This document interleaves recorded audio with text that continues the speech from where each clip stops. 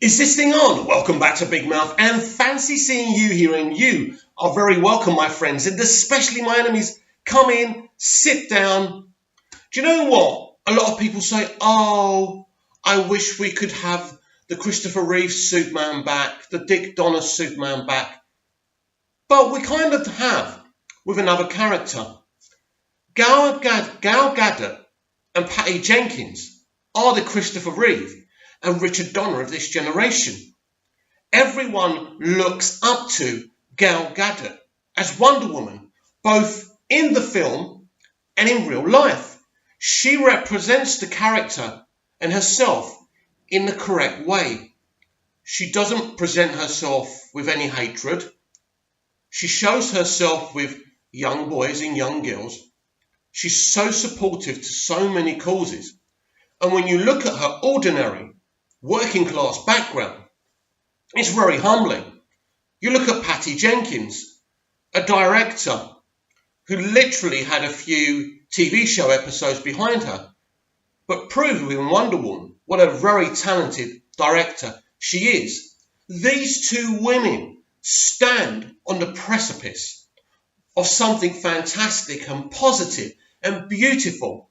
And I'm so proud that they represent my hero, Wonder Woman. I want to thank them for what they achieved with the first film. Some people say that Patty messed up the third act. You must have been seeing a kind of multiverse version of the Wonder Woman movie, because the third act that I saw was beautiful. We saw a hero tempted into darkness when she lost her love. But instead of that, the darkness was defeated by love. Wonder Woman chose love. What a beautiful message for everyone in the world right now who doesn't know what to believe and what to think. What a beautiful movie, one of the great CBMs I have ever seen. Thank you, Patty Jenkins. Thank you, Gal Gadot. You are a gleaming light in a world of darkness. And what you gave us with the Wonder Woman film is absolutely beautiful. Now, someone asked me, what is my most anticipated DCEU movie? Not DC movie. Really excited for everyone to see Joker. I've actually seen a test screening. I'm not going to talk about it in this video. There'll be a future video when I am actually allowed to post a video. But right now, my most anticipated DCEU movie is Wonder Woman 1984. Because nobody really knows what this film's about. We know who's in it. We know who the villain's going to be in this film. We know that it's set in 1984. We don't really know how Diana gets to 1984. It's obviously through living her life, and she happens to get to 1984. We don't know how Steve Trevor comes back into the movie after apparently dying. I always just assumed that he jumped out of the plane before it exploded. But hey, that's just me. Now, it hasn't escaped me, those rumours, that they were going to do a kind of Flashpoint situation to kind of course correct, which is not a word I would like to use for the DCEU, because I don't particularly think Zack's work needed course correcting anyway, right? To course correct what's happened and what Warner Brothers and Walter Hamada and Peter Safran want to do going forward with the DCEU.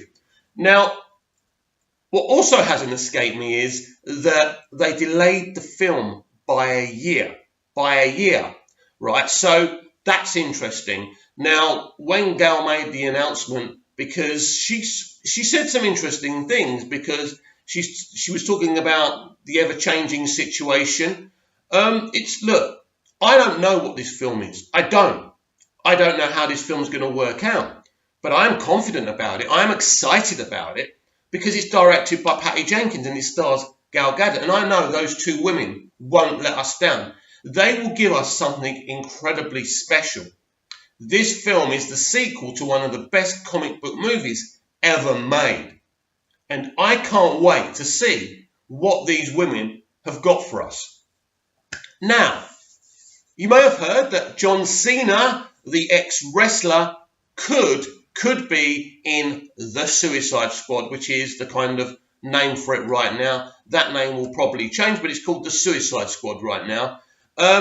Not sure who he's playing, but that is the rumour right now. A lot of people dismissing it, but I can absolutely see him being in it. He could be the Batista of this kind of movie. So it'd be very interesting to see what John Cena does. I really like him, actually. The transformation from wrestler to movie star has been absolutely fantastic. He presents himself in his roles with great charm, with great enthusiasm, and I like him a lot. So I'll be very excited to see what happens there. Warner Brothers must have thought that little Zack Snyder would be easy to be removed from the DCEU. It hasn't really worked out that way, has it? Because Zack Snyder and the people who like him, who worked with him in his Justice League movie, Man of Steel and Batman v Superman, have been very clever about integrating his fans into fighting for the Snyder Cut. The Snyder Cut is one of the most unique situations in film history, because we all know that movie studios are gangsters. They're very powerful. If they don't want something to happen, it won't happen. But Warner Brothers is at a really historic situation right now. It's just removed its CEO that's been there for a very long time. AT&T recently purchased Warner Brothers, took it over. It was their decision to remove Kevin Sugihara, and with good reason. AT&T want to release the Snyder Cut, but nothing's going to happen about the Snyder Cut until they officially announce the new CEO, because this new CEO will be briefed to make a big statement about what Warner Brothers will stand for in the future. And AT&T want this studio to stand for creative and artistic freedom. And the best statement they could make is to confirm that they're going to talk to Zack Snyder about finishing off his cut of Justice League. But right now, we're still fighting. We're still fighting for this film. It's been absolutely amazing. But Zack Snyder's a very clever man. The way he's conducted himself since he was removed from the film is absolutely fantastic. Why do you think he did SnyderCon? Do you think he did SnyderCon for his own health? No. A con, right? A con, right, that has basically, you're watching, he's got people there watching his director's cuts. Why do you think he did that? He did that so he could accidentally, on purposely, start fielding questions about his Justice League. And he did. He told us that his first script for the movie was rejected by Sugihara, right? By the studio. But it was by Sugihara, right? And I always kind of single out Sugihara, and I don't include him with Warner Brothers, because he was representing the company. He was making decisions for the company. Bad decisions, right? Now, I've said it before and I'll say it again. They were in a very difficult situation. When you've got a franchise that has the potential to make billions and billions of dollars, and half the public don't like it, the mainstream critics don't like the direction it's going in, and it's very divisive. Look, this company were in a very difficult situation. But what you don't do is take a director who's already finished a movie, boot him out, bring someone else in, pretend that said director has left because he's mourning for his daughter. It's an absolutely despicable thing to do. Then pretend that the new director has come in at bequest to the former director just to tidy things up. Joss Whedon wrote his own movie, basically. He shot many, many scenes. We were told there weren't many scenes going to be shot, but there were. At the end of the day, right, we were lied to. Quite simple. But what Snyder has done has been so intelligent. And SnyderCon, since SnyderCon, the kind of trends of the Snyder Cut have gone up and up and up. Because literally the situation came from the horse's mouth. Sorry, Zach, I don't want to call you a horse. You're quite an attractive man. Not as attractive as me, but hey, nobody's perfect. Joking. I know my limitations. But anyway, right? He was able to talk more about the Snyder Cut. But again, he was clever. He has got an NDA. But from the very beginning, with all the stuff he was releasing on Vero, he was able to step over the cracks of that NDA to let us know that his cut of the film existed. Now, I was watching, have you heard of Joe Blow? Brilliant guys, brilliant guys. Now, they've got this section on their YouTube account called What the Fuck Happened to This Movie, right? And I may show you that video in a minute. I may just sit here while it's on my telly, right? And we might do that because it's a fascinating video, actually. There's some stuff I don't like they focus on the unhappy Affleck stuff, but who cares about that? We're just going to ignore that. So I'll pause after I've finished what I'm talking about here. So Snyder has been very intelligent. So, as I keep on saying, we are winning this battle. But nothing will happen until the new CEO of Warner Brothers is implemented and announced, right? Because what AT&T want to do is bring in a CEO as prominent as Bob Iger at Disney. They're very ambitious to change the reputation of this studio. And slowly, AT&T will remove the old guard that have been keeping Warner Brothers down for too long. It's time for them to compete with Disney properly, but still make really varied awesome movies that are not superhero films as well. It's a big studio, but the DCEU is a very, very important part of the money that they can bring into this studio. So AT&T have been looking at this. The removal, obviously, of Sugihara was very vital and very important, not just for the future of Warner Brothers, but in this fight to get the Snyder Cut released. So what I feel is that there's a very special situation here that when we do get a new CEO, very quickly, he or she, I think it's going to be a she, by the way, will broach the subject of the Snyder Cut. Because you can make all the money you want. You can make $1 billion with Aquaman. You can get a good reputation. Everybody loves Shazam. And that's brilliant. I'm excited about the direction things are going. But any company, as much money as it makes, whether it's Disney making over $1 billion with Captain Marvel and having issues there, you still need your reputation intact. And right now, the Snyder Cut, the conversation is out there that Warner Brothers made a big mistake, that they betrayed a director that sweated blood, sweat and tears to make a movie, then was booted out. And the excuse used was that he was still mourning for the death of his daughter, who ended her life tragically, right? That's just no good. That's just no good for a company. So I'm going to change a subject quickly before we go into that Joe Blow video, right? I want to talk about Chris Hemsworth. Why are you talking about an MCU actor? Well, Chris Hemsworth keeps on talking about Wonder Woman. He keeps on telling us that his daughters are obsessed, or his kids, I'm not sure if they're girls, but they're obsessed with the Wonder Woman movie. Now, this is very, very interesting. Now, Chris, I think yesterday, said that there may be a 4-4, hey, that rhymes, doesn't it, in development. I don't believe you, Chris. I think you're purposely talking about Wonder Woman and your kids loving Wonder Woman to ingratiate yourself to us, the DCEU fans. Because I actually think this is a misdirect. I actually think Thor is going to be killed off in Avengers Endgame and you're going to play a DC superhero. That's what I think, Chris. That's my little theory. You should comment down below, everyone, and let me know. Would you like Chris Hemsworth to join the DCEU? Chris is a great lad, really strong actor, and that will be really exciting. Always remember, when something is happening publicly, it's happening for a reason.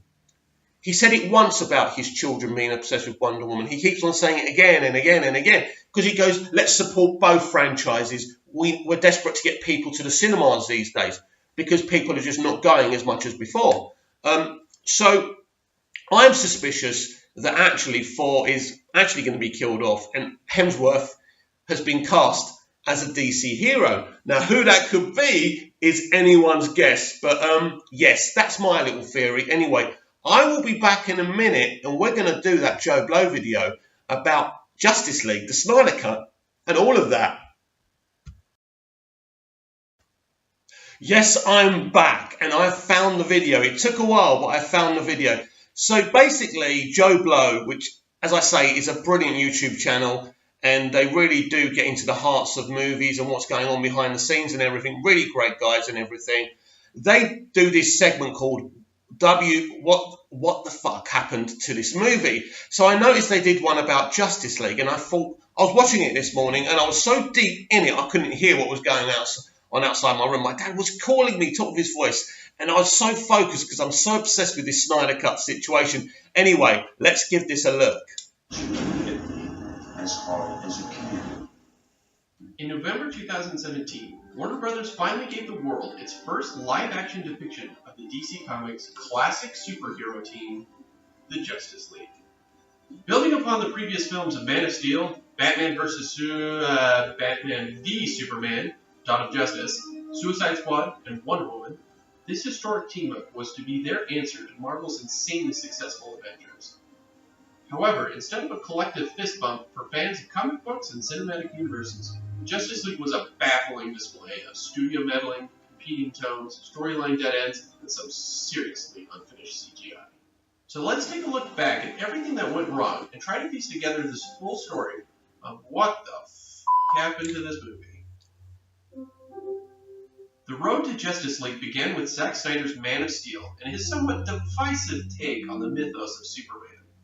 Having already seen Christopher Reeve's optimistic and hopeful Superman of the 70s and 80s, Zack Snyder and writer David Goyer envisioned the last son of Krypton in today's pessimistic, distrustful society. That's the key, isn't it?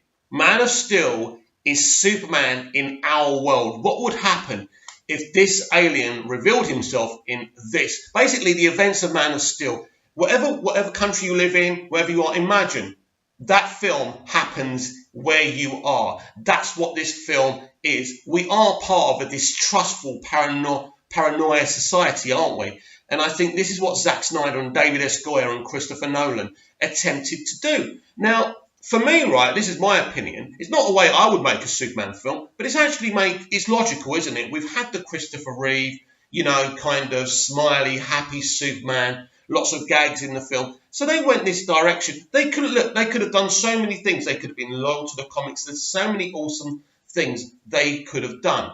But they went with this. Whether you agree with that or not, Man of Steel is still an epic, awesome, visual treat for any Superman fan.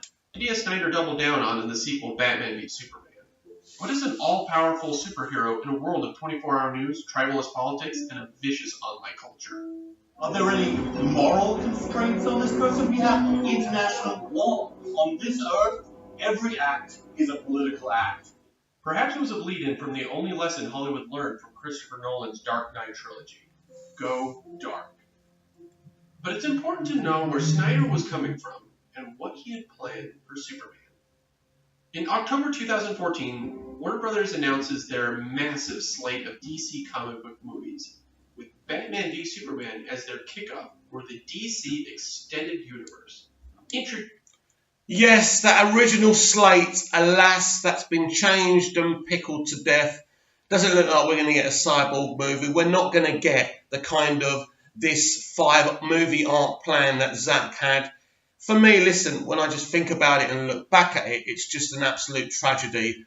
What I would say is, once we do get the Snyder Cut, and we will get it eventually, the next fight must be to reinstate Zack Snyder in a very, very important position running the DCEU. That must be the next fight, because what he was doing was so special. And I was watching Man of Steel for the billionth time yesterday and thinking, what a tragedy that he was removed from this franchise, because the story he was telling, the direction where he was going in was so unique, so interesting and so epic. And what a shame if we never see that come to fruition.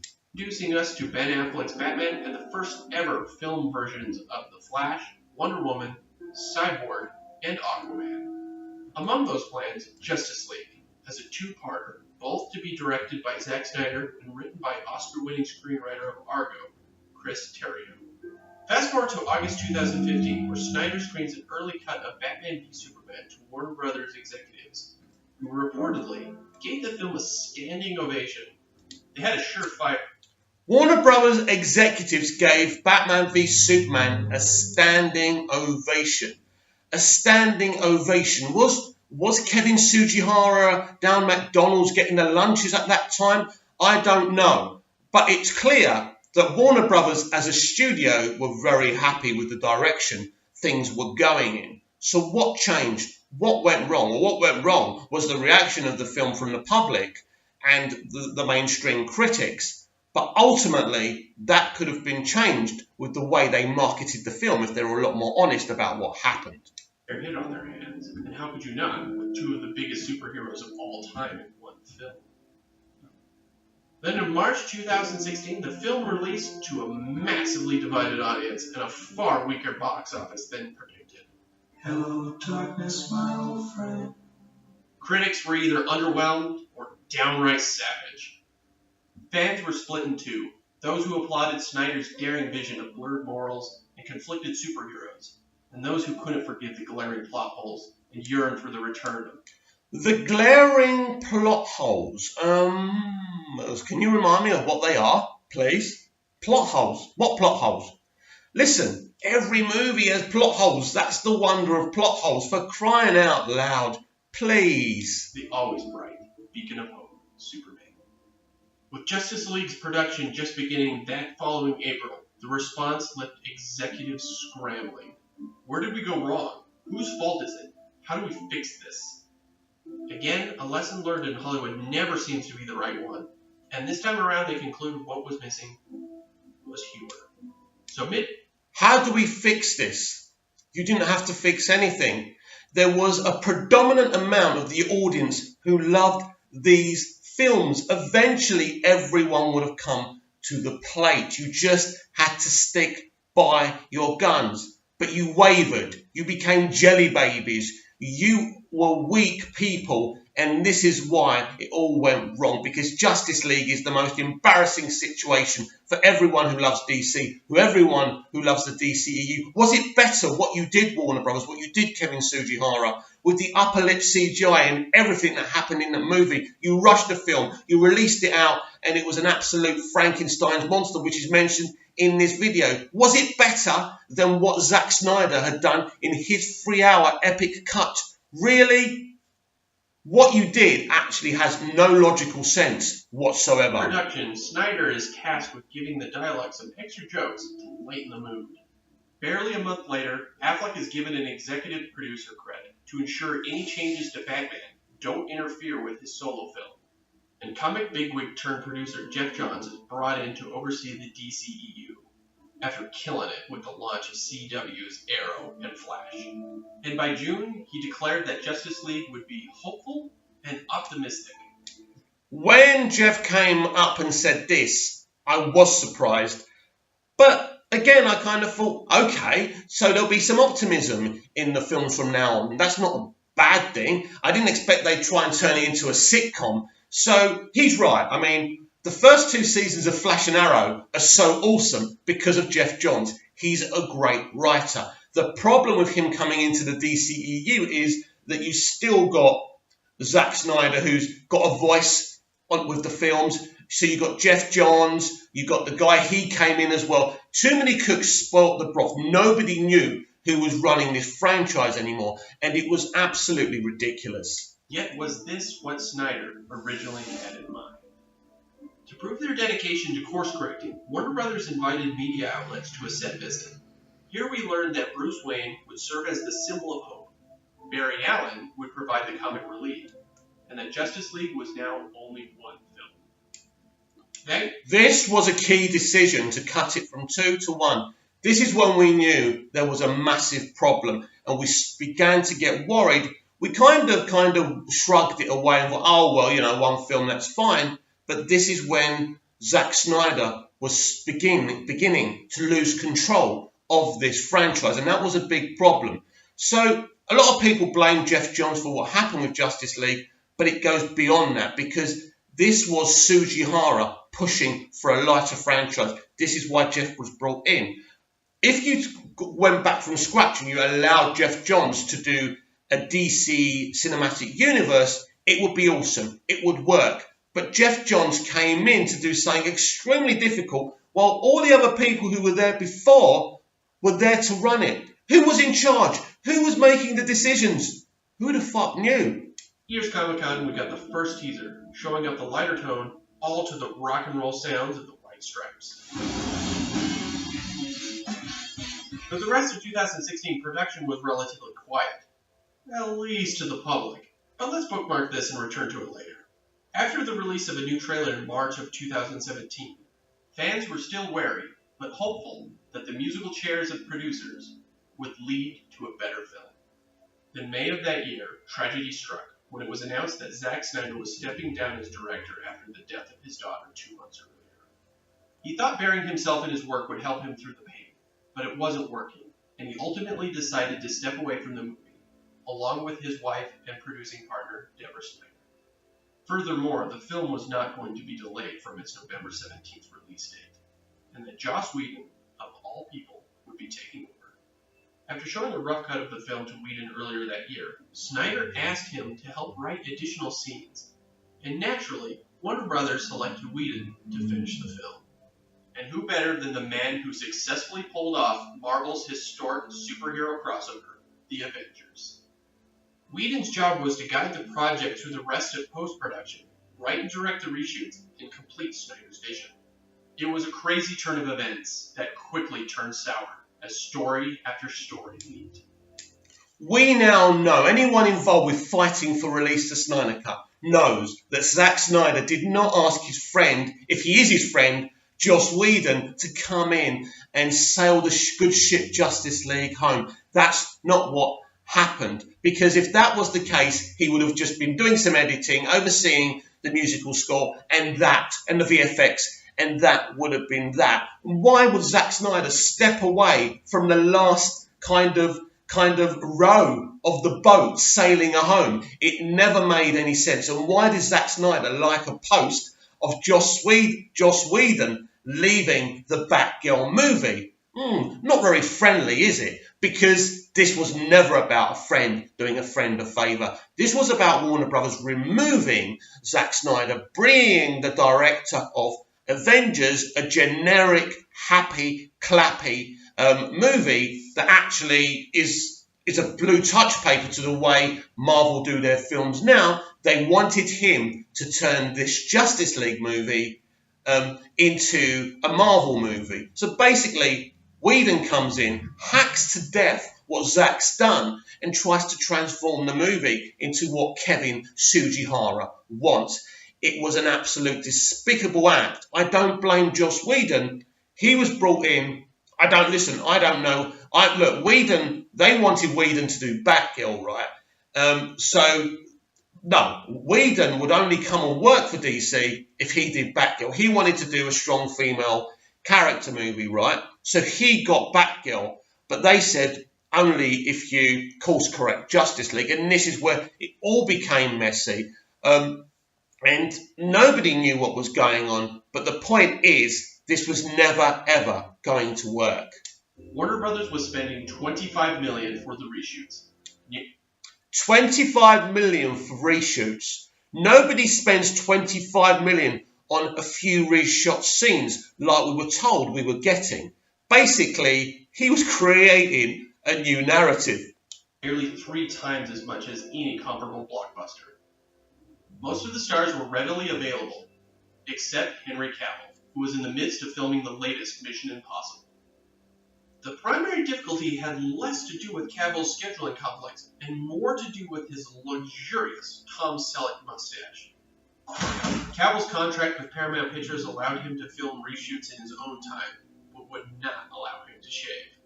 Warner Brothers forked over thousands to digitally remove the mustache and his stubble.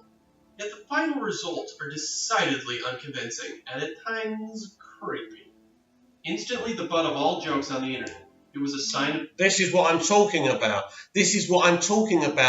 The most despicable thing about what happened with the theatrical cut of Justice League is that they destroyed the reputation of Superman and Henry Cavill. They made Henry and Superman the butt of all jokes. And the only way this can be corrected is if they release the Snyder Cut.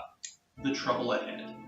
Producer Charles Robin stated that Whedon was only reshooting about 15 to 20% of the movie, but thanks to Cavill's... Liar! nerving plastic mouth. It had the unintended consequence of showing exactly how many scenes of Superman were obviously reshot or replaced. And it was a lot. Whedon's takeover was much more extensive than originally thought. After the monumental success of Wonder Woman reaffirmed Warner Brothers' belief that superhero films didn't need to be bleak, introspective thought pieces, Whedon was being tasked to overhaul the film in an almost completely different direction than what Snyder had planned, to reshape it from the darker version already shot into an optimistic picture with some levity. Something's definitely bleeding.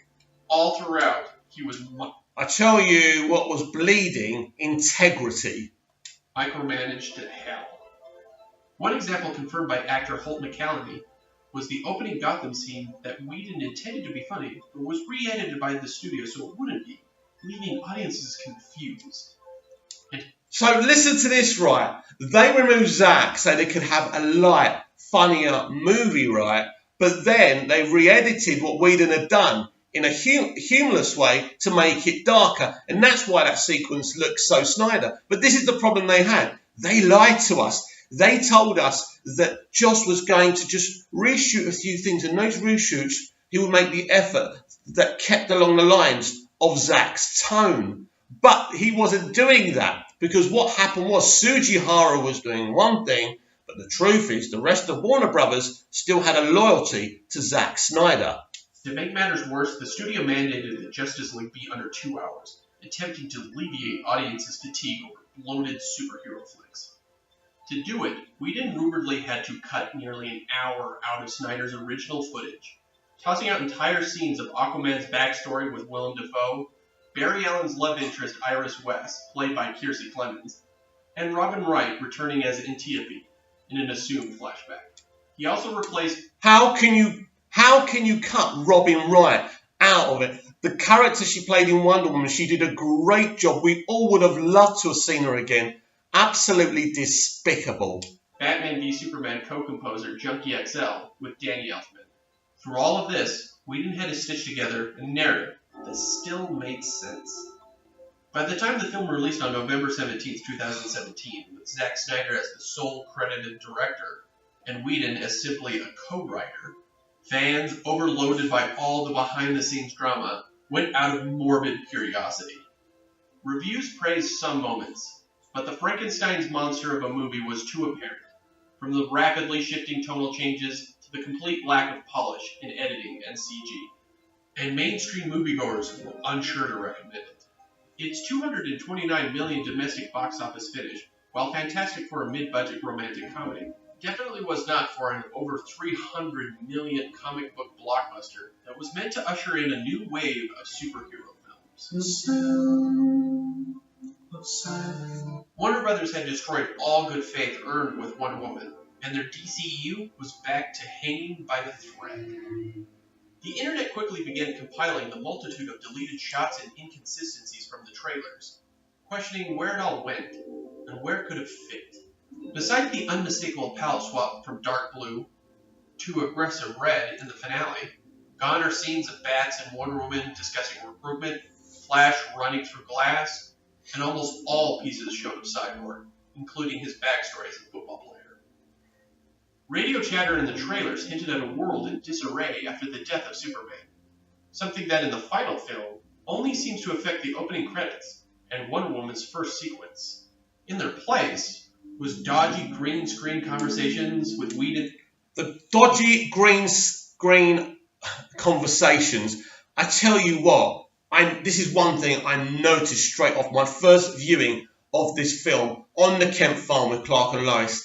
Terrible green screen. They couldn't even go back to the sets and actually do them properly. It was so cheaply made. Is this really better than the Snyder Cut Warner Brothers, Kevin Sujihara? What was wrong with you? Were you snorting too much coke off a woman's breasts or something? What was going on? You gave us a subpar version. You embarrassed us, the fans. You embarrassed these wonderful characters, these actors, all these people that worked so hard on Snyder's movie and Snyder's other movies. Why? Why did you think this was a better idea? whose trademark and possibly misplaced quips, Dostoevsky. paper-thin backstories, an uninspired score too reliant on nostalgic cues, and a horribly rendered CG villain with a vague motivation. After picking the movie and trailers apart, line by line, cut by cut, fans have created a rough idea of what they speculate Snyder's original vision was. Some have come to assume that Steppenwolf wasn't as big of a character and completely different looking, and perhaps he wasn't the only bad guy. And they weren't talking about Darkseid either. Interestingly enough, many think that Superman may have been an anti-hero or a full-blown antagonist of the film. Tell me, do you bleed? Now, there is some truth to what he's saying here. I think this video was recorded before more information came out. What it is that basically Darkseid brings Superman back from the dead. He somehow starts to control him, and Superman is a bad guy for elements of this film. But mostly, I think Darkseid is the overarching villain in this film. But you do still get lots of Steppenwolf. But the great thing about the Snyder Cave, which we've found out now for a fact, is we find out this brilliant dynamic between Steppenwolf and Darkseid. So Superman, in elements of the film, is a threat, but obviously, eventually, he does come out of it. So, that's awesome. I'm desperate to see that. Release this movie, for crying out loud. Following the plot threads laid in Batman v Superman, it isn't a crazy theory. Batman's entire arc is about stopping Superman before he turns evil. 2 out of 9 of the dream sequences in BVS confirm this fear. The first being Batman's nightmare about a post-apocalyptic world overrun by parademons and foot soldiers with Superman's crest. This is immediately followed by the vision of Flash delivering a message of how Bruce was right to fear him.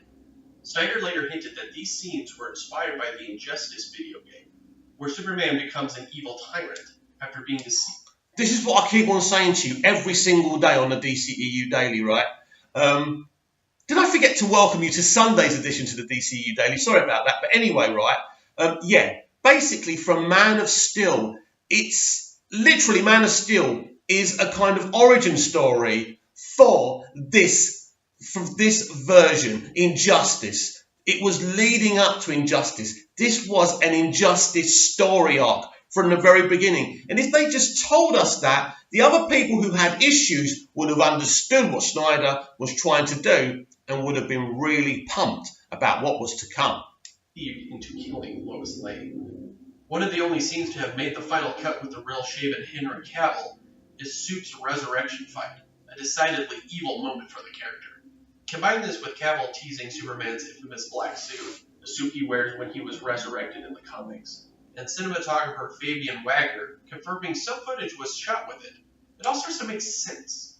Why the hell would you take out Superman wearing the black suit?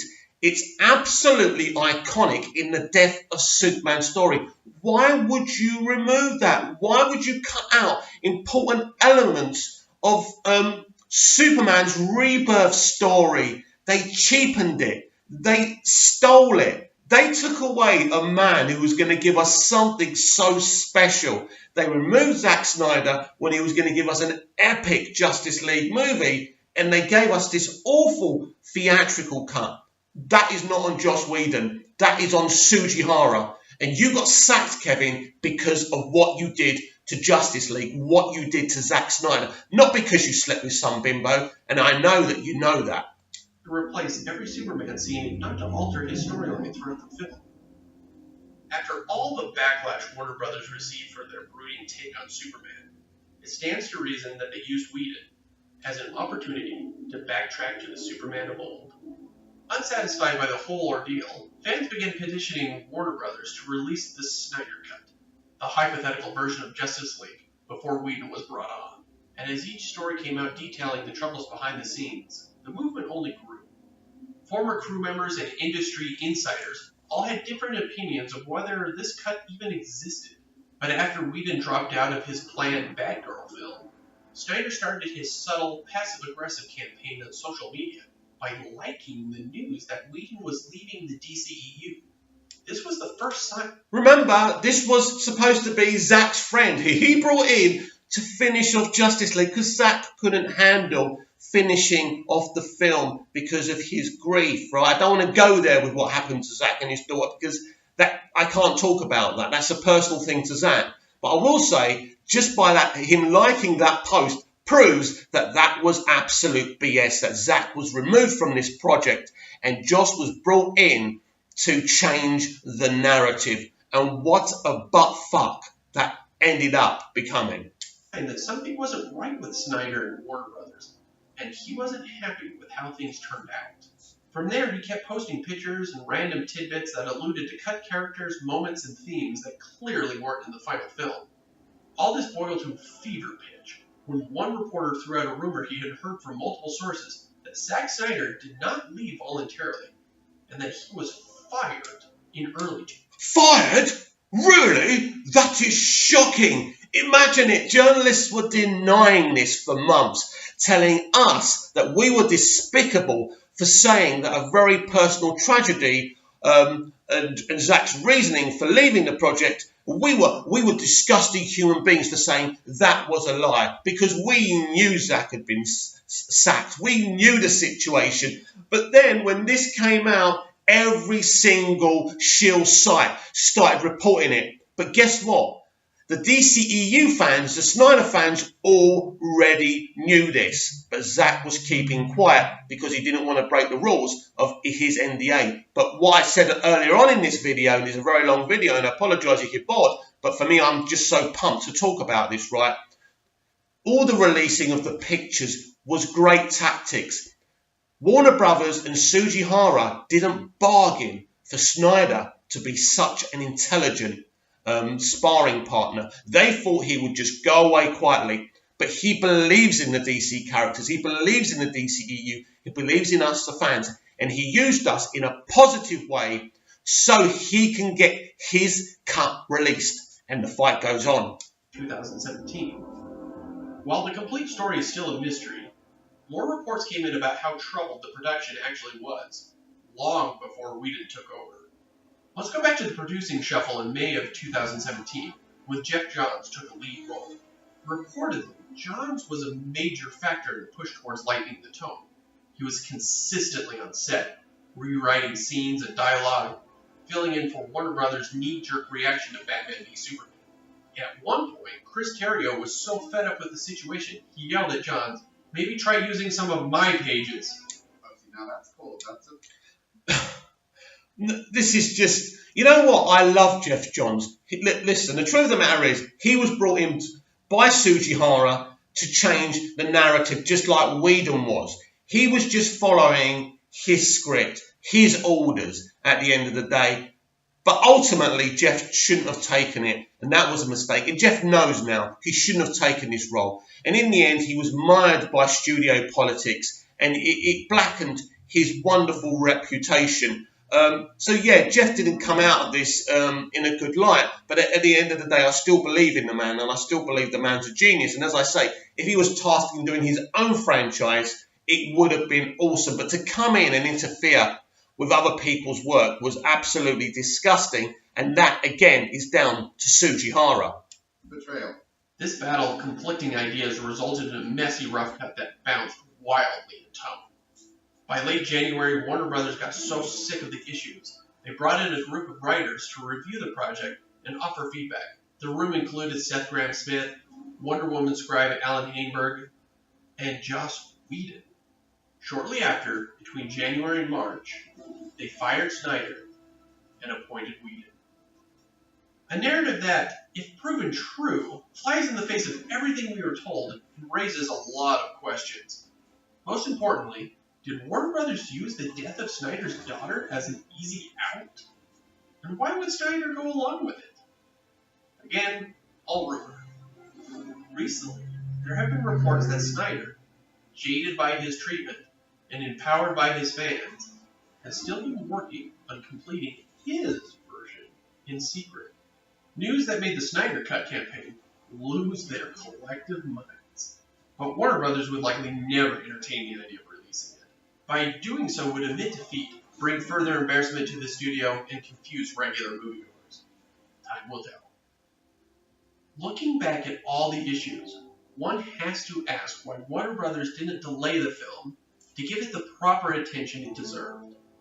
Why work so hard to release such a subpar product? The answer to all the questions leading up to this point came down to one thing: money. We're rich. Warner Brothers was about to merge with AT&T, and studio head Toby Emmerich and CEO Kevin Tsuchihara were unsure if they were going to still be at the studio. So instead of delaying the film until after the merger, the executives pushed on so they would preserve their bonuses. Bonuses, as it turned out, that were rewarded for making good decisions. Define irony. Suddenly, all the mistakes and poor decisions became so obvious. With the ever-rising costs of big-budget tentpoles that fail to be billion-dollar properties, experts have been forewarning of a major Hollywood collapse. And the DCEU is proving them right. And this is why we keep coming back to the mustache. This is likely to be the legacy fans, movie buffs, and the internet will remember about Justice League. It will forever be the glaring example of a greedy studio letting a blockbuster spin out of control by sacrificing quality to hit a release date. Instead of honoring one of the oldest staples of pop culture history, we got a mindless cash grab and a terrifying upper lip. Thank you, Joe Blow. That's a great video, absolutely fantastic video, and I was proud to be watching it with you, the DCEU fans. This doesn't have to be the legacy of Justice League, the upper lip, the cringy smile by Batfleck, and all the problems and issues with this film. This doesn't have to be the legacy. From something bad, something good can come of it. What's the good thing that can come of this? Stand up, Warner Brothers. The new CEO who comes in, make it your mission, AT&T, to right a wrong, to show from the very beginning of your era of running Warner Brothers that you will not stand for directors and artistic integrity being betrayed like Sujihara did. Make it your mission, Warner Brothers, to announce the Snyder Cut. You don't have to say anything else. You don't have to admit you're wrong. Because guess what, AT&T? Guess what, new CEO? You weren't there when this happened. So it's not your fault. But you can make a big decision and you will win so much respect. And I tell you what, a lot of more people will be interested in the DCEU if you release this epic cut of this film. Please, Warner Brothers. Please, new CEO. Please, AT&T. Do the right thing. Thank you for watching, and I'll be back tomorrow for Monday's edition of the DCEU Daily.